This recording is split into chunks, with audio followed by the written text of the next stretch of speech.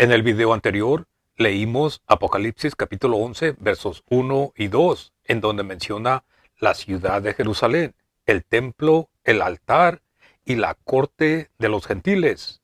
Esa corte era un patio localizado a las afueras del templo. Todas esas cosas nos muestran que esto no tiene nada que ver con la iglesia cristiana del tiempo presente. Más bien, el libro del Apocalipsis se enfoca más en la restauración del remanente de Israel, la descendencia directa de la sangre de Abraham, Isaac y Jacob. Y aunque sea posible que habrá gentiles creyentes entre la gran multitud que nadie podía contar, de Apocalipsis capítulo 7. Este libro se trata de cuando Dios volverá a injertar las ramas naturales en su propio árbol de olivo, como se nos dice en Romanos capítulo 11, versos 23 y 24. En ese tiempo habrá adoradores en el templo de Dios en la ciudad de Jerusalén, y entre ellos estarán los 144,000 que serán sellados para una protección divina, como se nos dice en el verso 1, aparte de los que también sufrirán martirio en las manos de la bestia. Pero en una situación y en una condición como esa, en ese tiempo, habrá necesidad de hacer una revisión, y es cuando el Señor Dios tomará acción. Dios mismo hará una separación del trigo y la paja.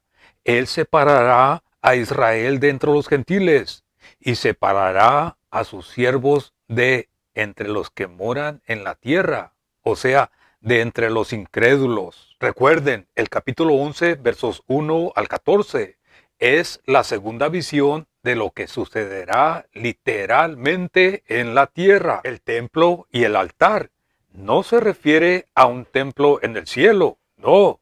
Esto será un templo literal en la ciudad de Jerusalén, porque cuando dice aquí el patio o la corte, échalo afuera, es rechazado. ¿Por qué?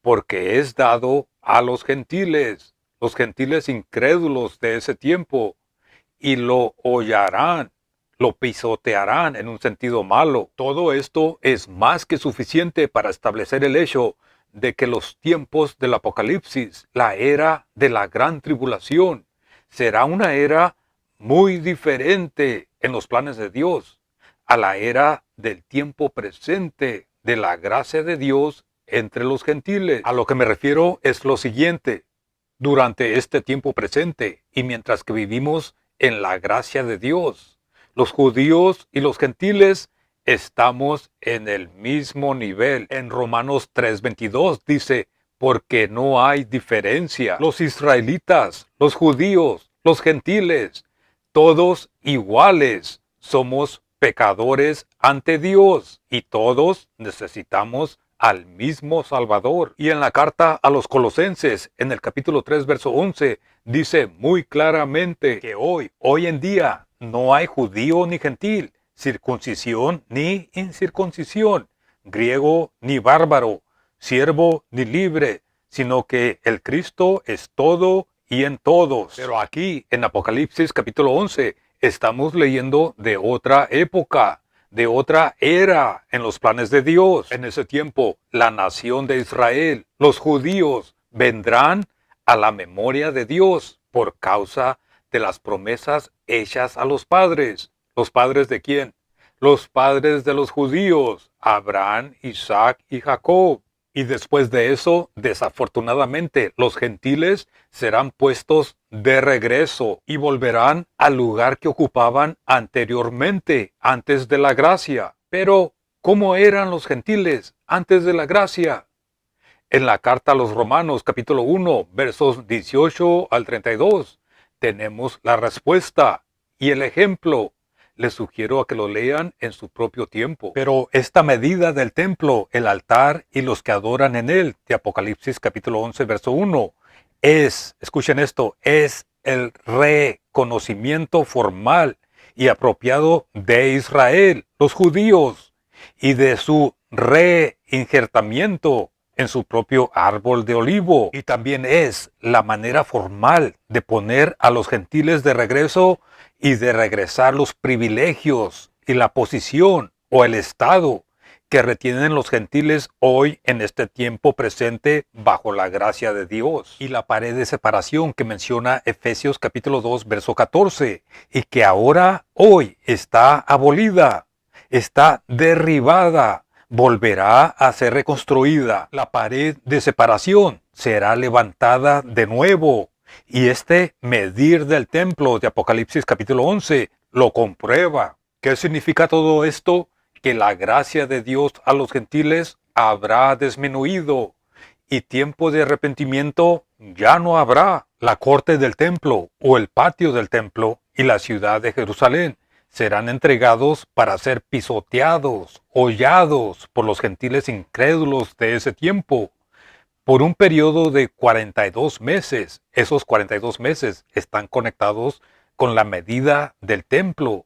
Las dos cosas se siguen muy de cerca. Todo esto comprueba otra vez que la iglesia cristiana de este tiempo presente no tiene nada que ver con esto. Apocalipsis capítulo 11, verso 3 dice, y daré a mis dos testigos. ¿Daré qué? Daré poder y cualquier otro poder espiritual que sea necesario para que cumplan su misión. Y daré a mis dos testigos, y ellos profetizarán por 1260 días vestidos de saco. El periodo de tiempo en que van a profetizar los dos testigos durará exactamente igual que los 42 meses, porque 42 meses es lo mismo que 1260 días. Pero, ¿por qué será que la cantidad de tiempo se da en meses y luego se da en días?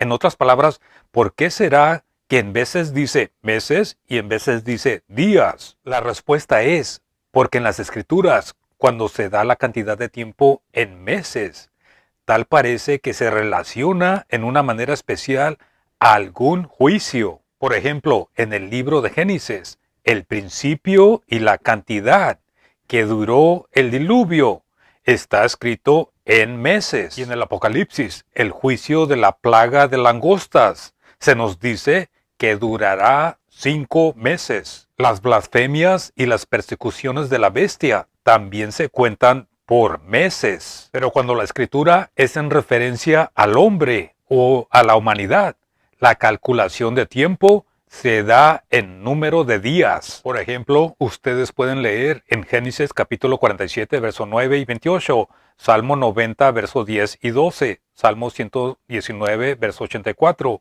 en donde dice, nuestras vidas se viven por días. Y aquí el testimonio de estos dos testigos se dará por días, o sea, día tras día. Este mismo periodo de tiempo se da en 3 diferentes formas en el libro del Apocalipsis. En el capítulo 11, verso 2 y en el capítulo 13, verso 5 dice 42 meses. En el capítulo 11, verso 3 y en el capítulo 12, verso 6 dice 1260 días. Y en el capítulo 12, verso 14 dice un tiempo y la mitad de un tiempo, que significan 3 años y medio.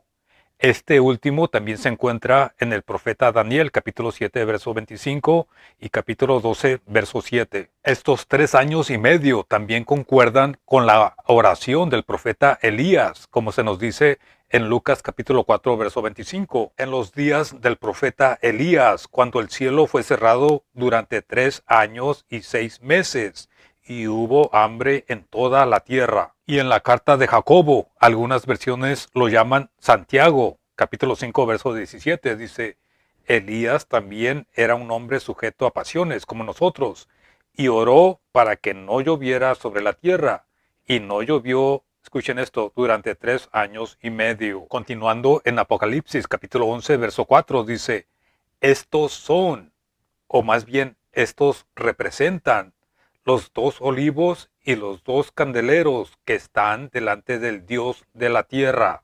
Primeramente, hablemos de este título de Dios, el Dios de la tierra. Este título divino que se usa aquí nos está mostrando que los eventos documentados en este pasaje son con referencia a la tierra, porque este es el título especial que el Espíritu Santo usa cuando se afirma el derecho al dominio y autoridad en la tierra. Este título se usa por primera vez en el libro de Josué, capítulo 3, verso 11, donde dice: He aquí el arca del pacto de Yahvé, el Señor de toda la tierra, cruzará el Jordán al frente de ustedes. Y el verso 13 dice: Y en el momento en que las plantas de los pies de los sacerdotes que transportan el arca del pacto de Yahvé, el Señor de toda la tierra, se posen en las aguas del Jordán, las aguas del Jordán serán cortadas. Pero Apocalipsis capítulo 11, verso 4, más bien es con referencia al profeta Zacarías capítulo 4, verso 14, en donde también se encuentra este título, en donde dice: estos son los dos ungidos que están de pie delante del Señor de toda la tierra. Ahora, escuchen con atención lo siguiente, por favor. Cada vez que el pueblo de Israel es expulsado de la tierra prometida por Dios mismo, Israel llega a ser, en el idioma hebreo, Lo Ami, que significa no son mi pueblo, según lo declara el profeta Oseas en el capítulo 1, verso 9, cuando dice: y dijo Elohim, ponle por nombre Lo Ami, no son mi pueblo, porque ustedes no son mi pueblo, ni yo seré vuestro Elohei, no seré vuestro Dios. Y el apóstol Pablo, hablando de la restauración de Israel, en Romanos capítulo 9, verso 26, dice: y en el lugar donde se les dijo, Lo Ami, no son mi pueblo, ahí también serán llamados hijos del Dios viviente. Según las escrituras del Antiguo Testamento, el pueblo de Israel fue expulsado de la tierra prometida varias veces, y las veces más notables fueron cuando fueron llevados cautivos por el ejército de los asirios, y algunos años después fueron llevados cautivos por el rey de Babilonia por causa de sus rebeldías contra Dios. Y en el año 70 AD fueron esparcidos por el ejército romano por haber rechazado la salvación de Dios a través del Mesías, Yeshua, el Cristo. Escuchen esto: cada vez que son expulsados de su país, la nación de Israel entra a un periodo de tiempo llamado Lo Ami, no son mi pueblo, hasta que Israel vuelve a la memoria de Dios y les permite regresar a su tierra. Y aunque hoy, en este tiempo presente, están de regreso en su tierra, como nación, continúan en su ceguedad espiritual y dureza de corazón, como se los dijo el Espíritu Santo a través del profeta Isaías en el capítulo 6. Y en el libro de los Hechos, capítulo 28, versos 25 al 28. Y mientras que Israel sea Lo Ami, no son mi pueblo, el título de Dios que se usa con respecto a Israel es el Dios del cielo. Ese título lo pueden encontrar en el libro de Esdras, Nehemías y el profeta Daniel, especialmente en el capítulo 2. El Dios del cielo, o sea, el Dios que ya no mora entre los querubines ni en medio de su pueblo, porque se ha alejado de ellos a cierta distancia. Pero ahora escuchen esto también. Dios, que hoy es conocido por Israel como el Dios del cielo.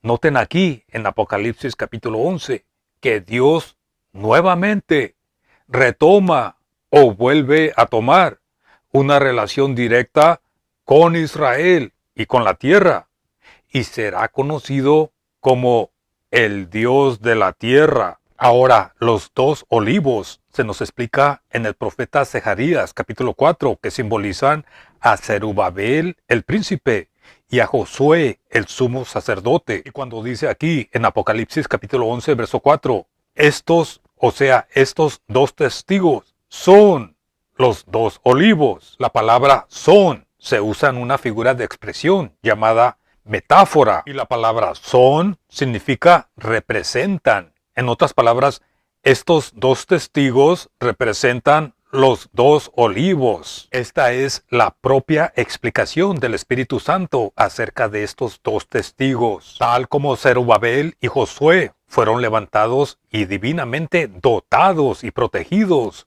contra los ataques de Satanás. Asimismo, en los días que se aproximan del reconocimiento de Israel por parte de Dios, otros dos grandes testigos serán levantados por Dios mismo, equivalente a ellos, ocupando una posición similar y como los instrumentos de poder y sabiduría celestial, ejerciendo un ministerio similar. Escuchen esto, en el Antiguo Testamento, los dos olivos representaron a dos personas de aquel tiempo y ahora los dos olivos representarán a otras dos personas aquí en el Apocalipsis. Ellos serán los dos olivos apropiados para su propio día, así como Zerubabel y Josué lo fueron en su propio día. El ángel le reveló al profeta Zacarías el mero centro del significado, y el significado será el mismo en el Apocalipsis. ¿A qué me refiero? Al suplemento secreto y divino de aceite que proporcionará a los dos olivos y a los dos candeleros. Eso muestra que la gran realidad será de la misma manera que dice aquí en Zacarías capítulo 4, verso 6, donde dice: entonces me dijo, esta es la palabra de Yahvé para Zorobabel, no con ejército ni con poder, sino con mi espíritu, declara Yahvé de los ejércitos. En otras palabras, aquello era una representación material de potencias poderosas y espirituales que salían del Espíritu de Dios para dar éxito y poder a Zerubabel y a Josué para completar la obra en que fueron emprendidos. Esa obra era de restaurar la ciudad de Jerusalén, el templo y la adoración. De la misma manera, los dos testigos del Apocalipsis serán dotados espiritualmente con un gran poder aún mayor para una obra mayor que se llevará al cabo en frente de la oposición del enemigo y de los enemigos. En Zacarías capítulo 3, verso 1 se nos dice que Satanás estaba presente para acusarle, en otras palabras, para resistirle.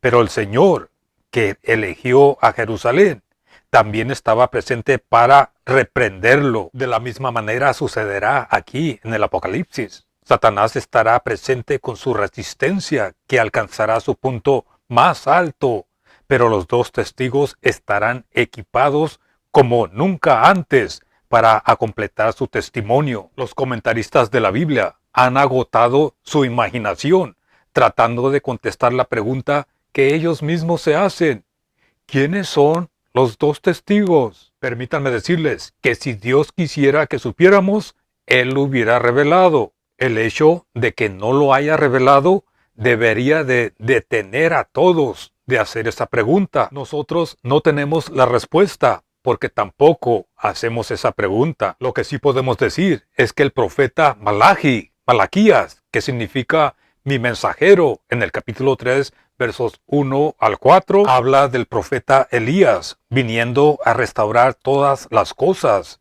Y el mismo Señor, el Cristo, lo confirmó en Mateo capítulo 11, verso 14, y en Mateo capítulo 17, versos 11 al 13.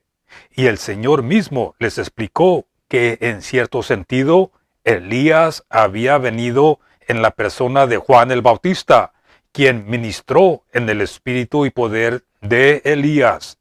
Lucas capítulo 1, verso 17. Pero eso fue algo condicional, porque en Mateo capítulo 11, verso 14, el Cristo les dijo: si lo quieren recibir o si lo quieren aceptar. Juan el Bautista era Elías. Pero ¿qué sucedió? No lo aceptaron y no lo creyeron. Y por esa razón, y en otro sentido, el profeta Elías aún está por venir. Malaquías capítulo 4, verso 5. Esa profecía indudable y verdadera ha llevado a algunos comentaristas de la Biblia a añadirle otro testigo al profeta Elías. Y de esa manera componen los dos testigos de Apocalipsis capítulo 11. Pero no están de acuerdo si será Elías y Moisés, o tal vez será Elías y Enoc. No se sabe.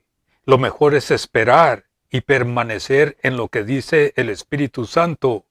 Estos dos testigos son o representan los dos olivos y los dos candeleros que están de pie delante del Dios de toda la tierra. Lo que sí sabemos es que en los días venideros, cuando Dios volverá a reconocer la nación de Israel, y en los días de la bestia, o sea, del anticristo, Dios mismo levantará a dos hombres que los llamará mis dos testigos y los equipará con gran poder para que cumplan la misión que Él les dará. Ahora, ir más allá de esto no es necesario. Los invito a que se suscriban porque vamos a continuar con este capítulo en el siguiente video. Pongan sus comentarios y sus preguntas. Gracias por todo su soporte y que Dios los bendiga.